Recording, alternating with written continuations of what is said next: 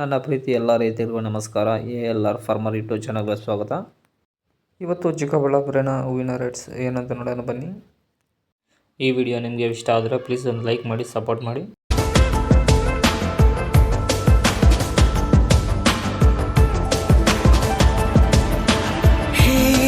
ಗಗನ ಮಳೆಯ ಹರಿಸಿ ತಿಳಿಸಿ ಬಿಡುವೆ ಪ್ರೀತಿಯನ್ನ,